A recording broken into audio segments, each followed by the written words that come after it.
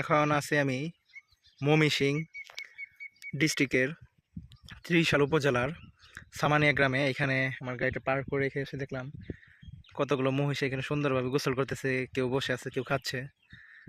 তো এটা অনেক দুর্লভ দৃশ্য। ওইখানে মহিষ চালক আছে, আমরা ওইখানে যাবো, দেখবো। দেখতে ভালোই লাগছে, কি তৃপ্তি নিয়ে খাইতেছে একলা একলা। চলেন দেখা যাক। এক সময় ছিল, প্রচণ্ড রকম ছিল সাভার বাইবেলের ওদিকে, শ্রীপুর ওই এলাকায় আমাদের ধামরাইতে এক সময় ছিল। এখন ওগুলো একদমই দেখা যায় না, নাই বললেই চলে, নাই। আমি ডর করতেছি, এই যে যদি আমার গুতা দেয় বা এগুলি তো দড়ি মড়ি কিচ্ছু নাই, ডর করে। তবুও যাই, গাড়ি রেখে হাফ কিলোমিটার দূরে আসছি এগুলো শুধু দেখার জন্য। কারণ এরকম নেচার সবসময় পাওয়া যাবে না, আর কিছুদিন তো পাওয়াই যাবে না।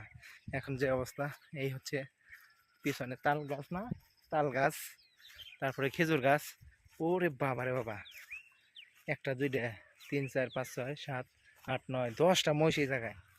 পাখি মহিষের সাথে বসে আছে, আরেকজনে দেখতেছে, যে মনে মনে করতেছে কেরা ও কোন থেকে এলো, ওর ভিডিও করে। আবার ওই যে মহিষ যিনি চড়ায় উনি বসে আছে, এইখানে গোসল করতেছে অনেকগুলো মহিষ। আর ওই যে ও খাইতাছে খাইতাছে আর খাইতাছে। চলেন সামনের দিকে যাই। এই যে গোসল করতেছে, গরম যে পড়ছে গোসল তো করবোই। আবার এই সাইড দেখতেছে ঘুরে বেড়াবে, কোথা মতো দিও না তো আবার।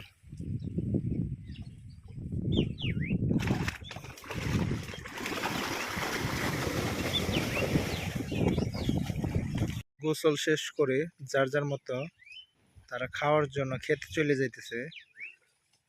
বড় ছেলে মেলে যা আছে, ছোট বড় আন্ডা বাচ্চা সব দল বাইতে চলে। দেখতে খুবই ভালো লাগতেছে। যদি ভিডিওটা ভালো লেগে থাকে তাহলে অবশ্যই লাইক, কমেন্ট, শেয়ার এবং সাবস্ক্রাইব করবেন। আজকের ভিডিও এই পর্যন্তই, টাটা, ধন্যবাদ।